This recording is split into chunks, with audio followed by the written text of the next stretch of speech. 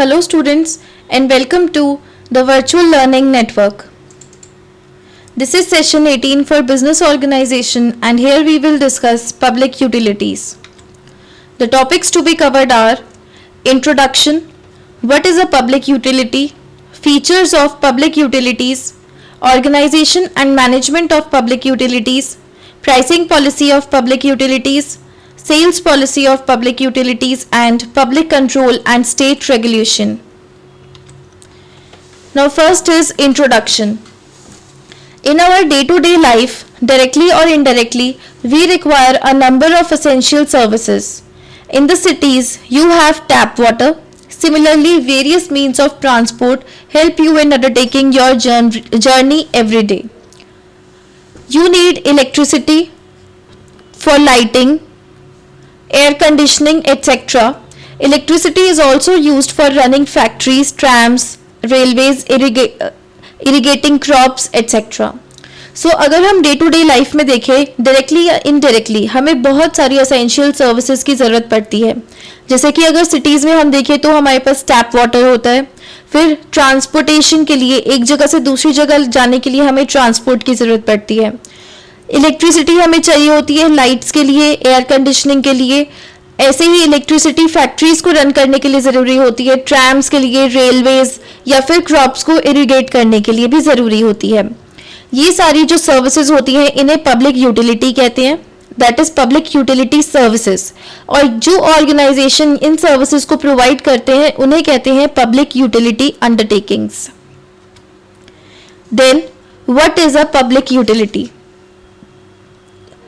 The business enterprise is established basically to provide efficient and uninterrupted supply of the goods that are absolutely indispensable for a civilized community are referred to as public utility organizations. So वो business enterprises जो सिर्फ इसीलिए बने हैं ताकि civilians को या citizens को एक एफिशिएंट और अनइंटरप्टेड सप्लाई प्रोवाइड करवा सके उन गुड्स की जो एक कम्युनिटी के लिए बहुत ज़रूरी होते हैं और एक बेसिक नीड है, उन्हें पब्लिक यूटिलिटी ऑर्गेनाइजेशंस कहते हैं. And public utilities are the business undertakings engaged in supplying essential goods and और services of daily necessity for the general public. Public utilities एक तरह से वो बिजनेस अंडरटेकिंग्स होती हैं जो कि पब्लिक को असेंशियल गुड्स और सर्विसेज सप्लाई करने में एंगेज होती हैं और ये गुड्स और सर्विसेज हमारी बेसिक नीड होती हैं, डेली नेसेसिटी होती हैं. The institutions which undertake certain essential services like the supply of gas, water, electricity, urban transport, etc. are examples of public utility undertakings. Next is the features of public utilities. अब public utilities के कुछ distinctive features भी हैं जैसे कि इंडिस्पेंसिबिलिटी. Public utilities जो है वो बहुत असेंशियल सर्विसेज होती हैं और एक तरह से बेसिक नीड होती हैं जिसको हम नेग्लेक्ट नहीं कर सकते, जैसे कि water, gas, light, power, transport, telephone, telegraph and postal services. ये जो सर्विसेज होती है ये हमारी बेसिक नीड को पूरी करने के लिए बहुत ज़रूरी होती है. कम्युनिटी को इन बेसिक नीड्स की ज़रूरत पड़ती है ताकि वो सिविलाइज्ड और कंफर्टेबल लाइफ जी सके. So they are indispensable utilities. Then second is field of operation.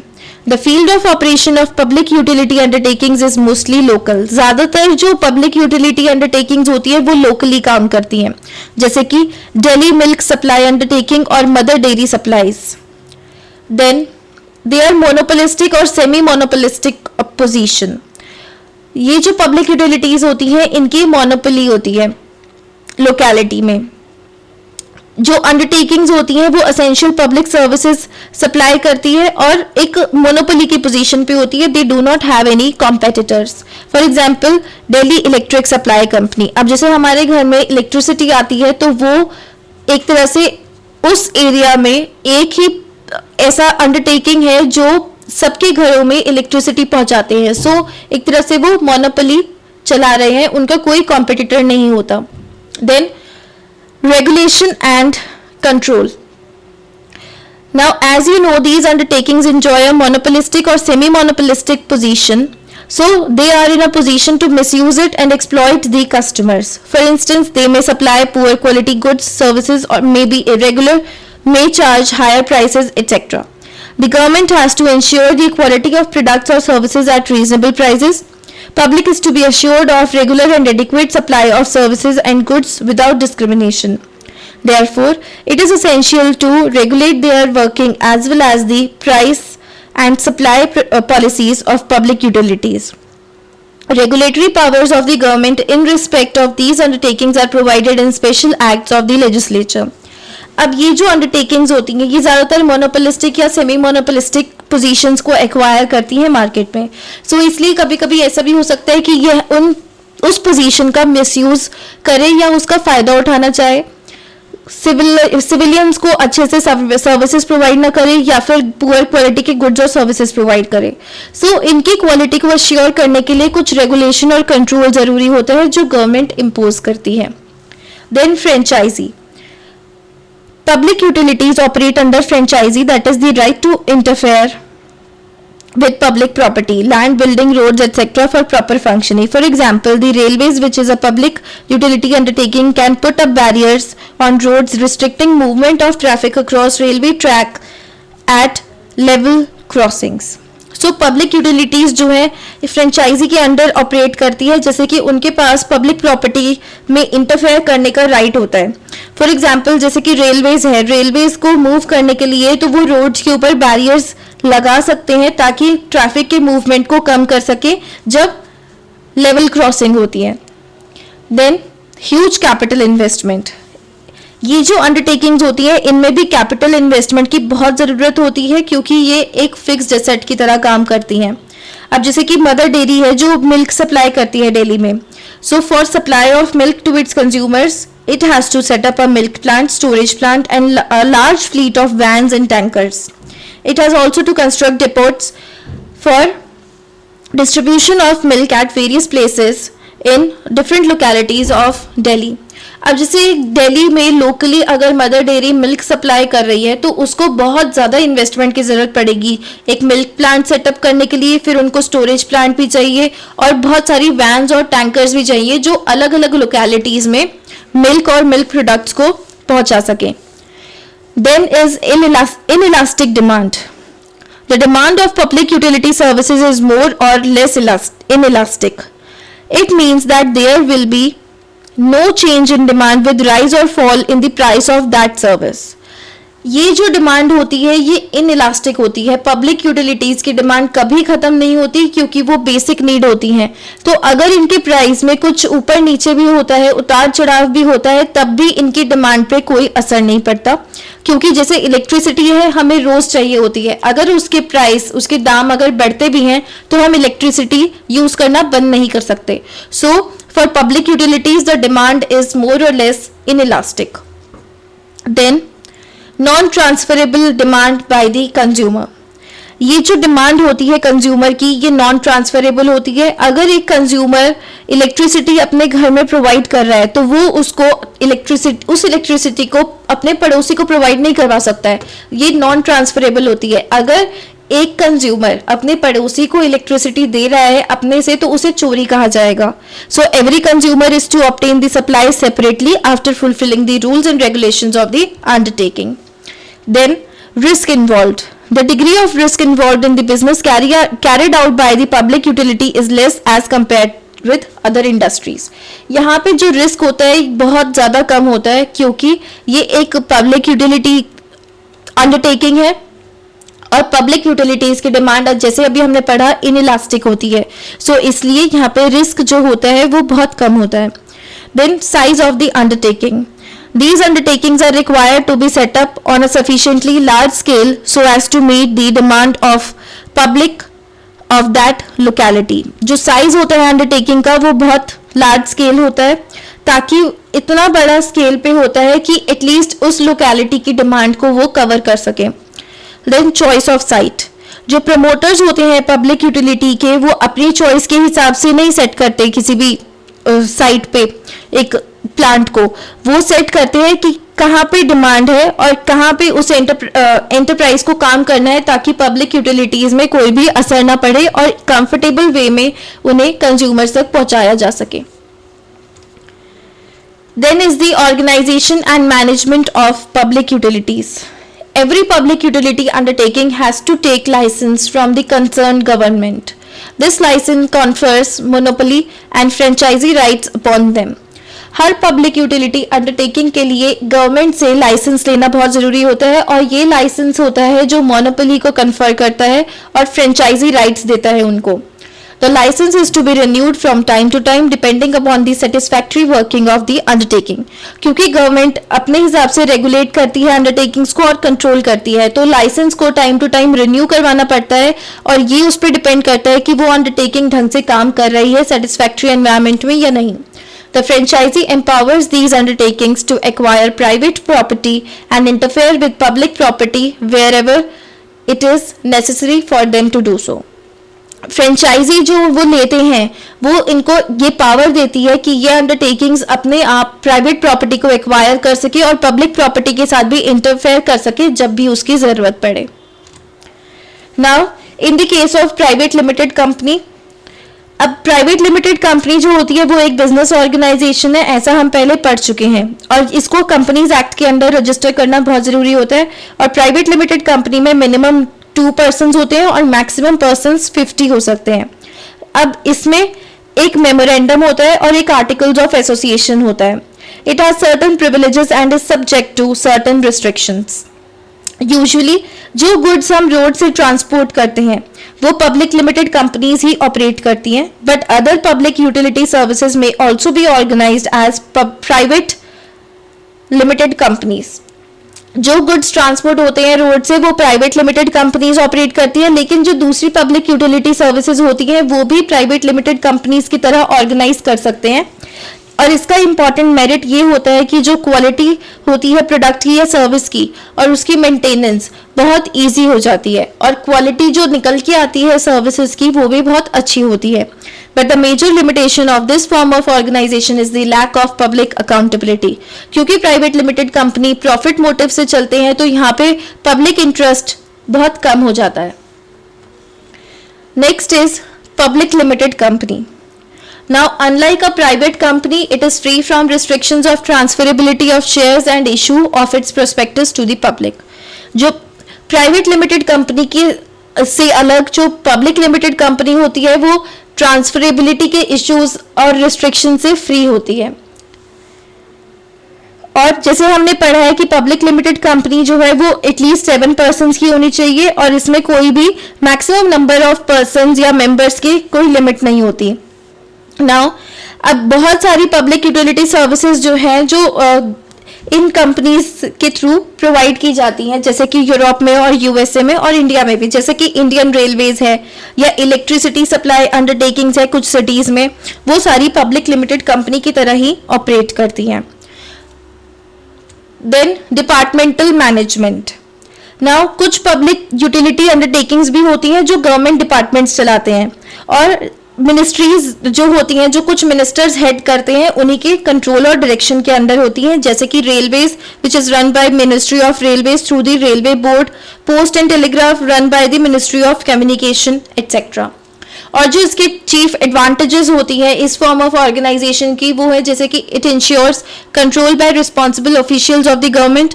यहाँ पे एक पर्टिकुलर मिनिस्ट्री इनको कंट्रोल कर रही है तो रिस्पॉन्सिबिलिटी सारी उनके ऊपर होती है, तो कंट्रोल भी पूरा उन पे होता है. Then finances are provided by the government. Revenue goes to the public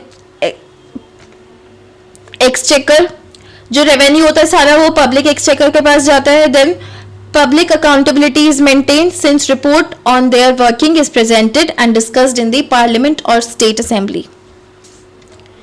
Next is the public corporations.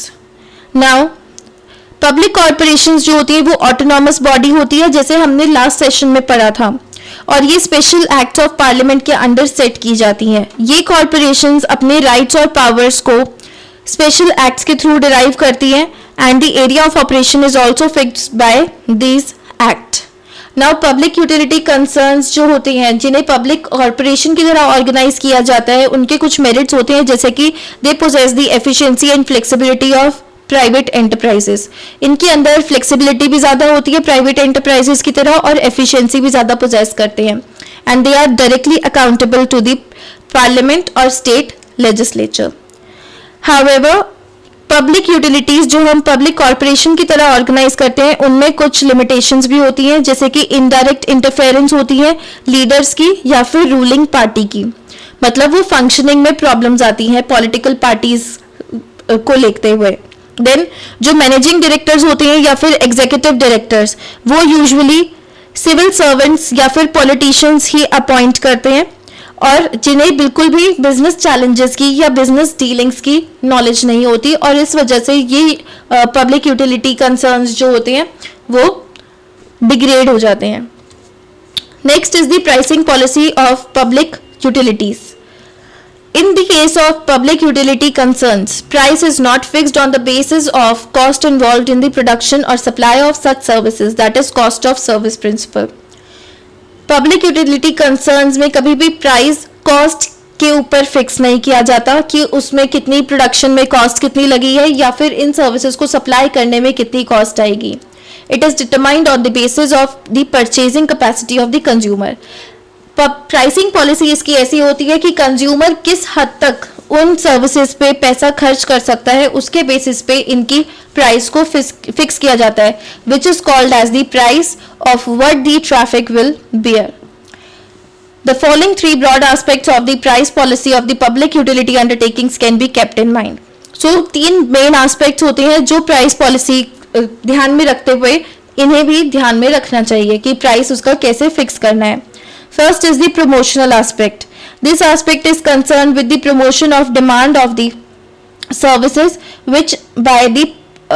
services provided by the public utility undertakings. Promotional aspect refers to the increasing demand for the product or services. Promotion of demand is necessary to ensure full utilization of the production capability or capacity of the undertaking. सबसे पहले promotional aspect बहुत important होता है, और ये aspect concern होता है demand की प्रमोशन बढ़ाने के लिए। प्रमोशनल एस्पेक्ट होता है कि कैसे हम प्रोडक्ट्स और सर्विसेज की डिमांड को इंक्रीज कर सकते हैं, ताकि जितना प्रोडक्शन हुआ है, जितनी भी हमारी कैपेसिटी है प्रोडक्ट को प्रोड्यूस करने की, वो सारा फुली यूटिलाइज हो सके। Then price discrimination. अब इस केस में प्राइस डिस्क्रिमिनेशन भी होता है, जैसे कि होम यूज के लिए, डोमेस्टिक यूज के लिए इलेक्ट्रिसिटी जो है वो कम रेट्स पे मिलती है, लेकिन कमर्शियल यूज के लिए इलेक्ट्रिसिटी रेट्स ज्यादा होते हैं, तो यहाँ पे प्राइस डिस्क्रिमिनेशन भी होता है। Then social considerations.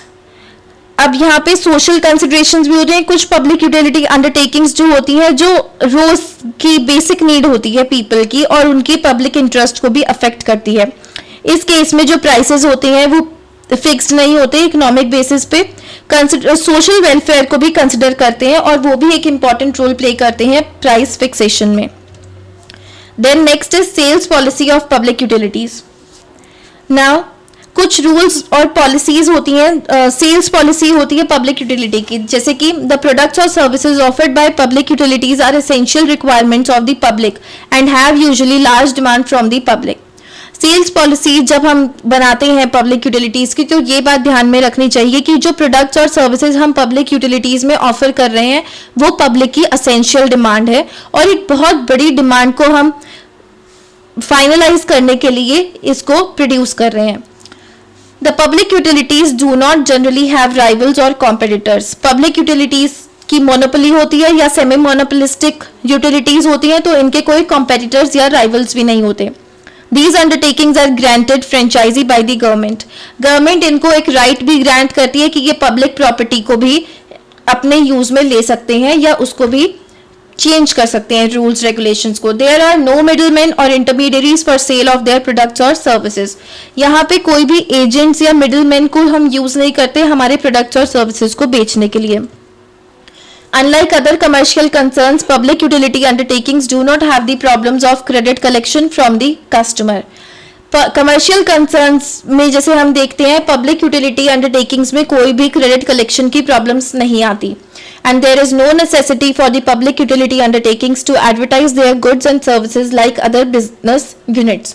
Public utilities को अपनी एडवर्टाइजिंग की जरूरत नहीं होती क्योंकि लोगों को पता होता है अपनी लोकेलिटी में कि कैसी पब्लिक यूटिलिटीज अवेलेबल हैं.